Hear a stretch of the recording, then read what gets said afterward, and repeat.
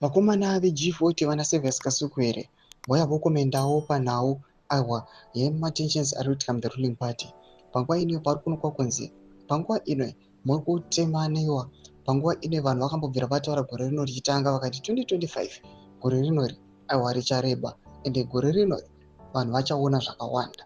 Ndisana pena mashoko ari kuda panguva ino kuri kunokonzwa kuona veG40 vanozikanwa vasiri munyika yeZimbabwe vakatiza vakuya panguva ino vachitaura mashoko ekuti mutungamiri wenyika unozodanzwa Mnangagwa nguva yekuenda yakwana. Ndokuva subscribe like on the bell icon. Twitter paenda Serious Kasukwere anomudanira achiti EDC time is up and he must go. When the rest of the nation is living in abject poverty, while him and his cronies live as if they are in Monaco is unacceptable. AD is running a color-laden corrupt system. It's now time he goes. We know he has volunteered that he wants to resign. If he does not, we will assist him. That's the best decision and he has to go. It's over. Thomas Kwaruda Pankoina Stagwa, Awanana Serious Kasukwere wachiti ayo mutungamiri wenyika yeZimbabwe amazodanzwa Mnangagwa vakataura pachena vakati I'm a constitutionalist. Kana nguva yangu yekuenda aiwa ndichangoresigna achivada kumbonozorora. And panguva ine pari kuonekwa pane makozi e2030 anokozikanwa kuti they were being chanted here and over again.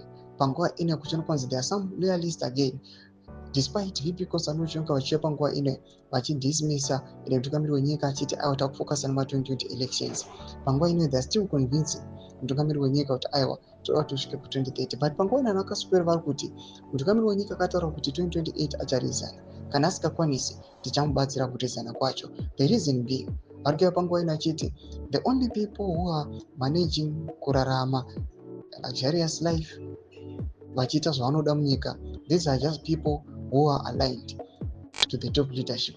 The rest, nyika yese Zimbabwe it is suffering. Though the reason why vari kuti aiwa chiendai munozorora nyika yeZimbabwe iprocede iende kumberi. Mashoko ari kuda panguva ino ari kuonekwa kunzi panguva ino hazvisina kumira zvakanaka the ruling parties and PF. Tudze mafunguro enyu moti kudii pamusoro pechitiko ichi.